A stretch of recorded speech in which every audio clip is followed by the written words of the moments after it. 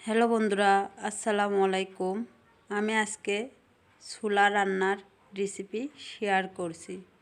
চলুন দেখে নিই রেসিপিটিতে কি কি লাগছে। রেসিপি দেখতে হলে স্কিপ না করে পুরো ভিডিওটি দেখতে থাকুন। আমি এখানে ছোলা নিয়েছি 250 গ্রামের মতো। এবার আমি একটা পাতিলে ভিজে রাখবো। এটা পানি দিয়ে দিচ্ছি আমি এখানে 2 কাপের মতো দিয়ে আমি ভিজিয়ে রাখবো 6 থেকে 7 ঘন্টার মতো। ফিরছি 6-7 ঘন্টা পরে। দেখুন আমার ছোলাগুলো ভিজানো হয়ে গেছে, কত সুন্দরভাবে ভিজেছে।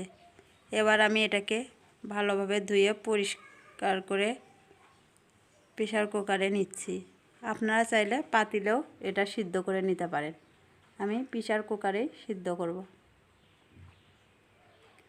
এবার এখানে আমি 2টা আলু কেটে নিয়েছি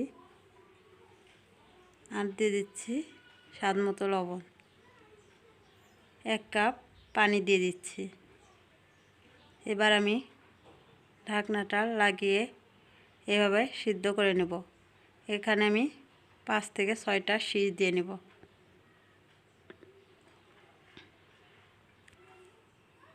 আমি 5 থেকে 6টা সিজ দেওয়ার পরে ফিরছি। আমার সিদ্ধ করা হয়ে গেছে। এবার আমি ঢাকনাটা খুলে নিচ্ছি। এবার আলুগুলোকে আমি একটা প্লেটে আলাদা করে নেব। সবগুলো আলাদা করে নিয়েছি। এবার আমি সবগুলোকে এভাবে ভেঙে নিচ্ছি। এবার নিয়ে আমি ওটা এক্সট্রা করে রেখে দিলাম। এবার চুলায় আমি একটা প্যান বসে দিয়েছি, তাতে দিয়ে দিচ্ছি তেল। তেলটা গরম হয়ে গেছে। এবার এতে আমি কাঁচামরিচ ফালি আর দিয়ে দিচ্ছি পেঁয়াজ কুচি। এবার সবগুলোকে আমি ভালোভাবে ভেজে নিচ্ছি। আমার ভিডিওটি যদি আপনাদের ভালো লেগে থাকে তাহলে অবশ্যই লাইক, কমেন্ট, শেয়ার করতে ভুলবেন না। আর আমার চ্যানেলে নতুন হয়ে থাকলে অবশ্যই আমার চ্যানেলটি সাবস্ক্রাইব করে পাশে থাকা বেল আইকনটি অন করে রাখবেন, যাতে করে পরবর্তী নতুন ভিডিও ছাড়লে সবার আগে দেখতে পাবেন।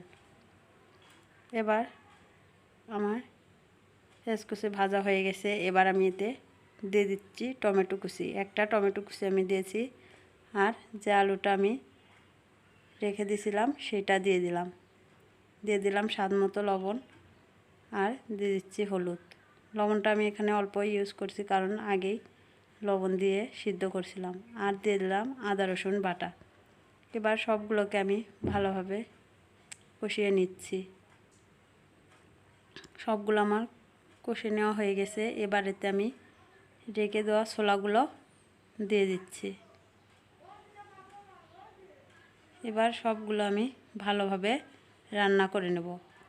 আপনারা চাইলে এখানে দারচিনি, এলাচও ব্যবহার করতে পারেন, আমি করিনি। এভাবে আমি ভালোভাবে রান্না করে নিয়েছি।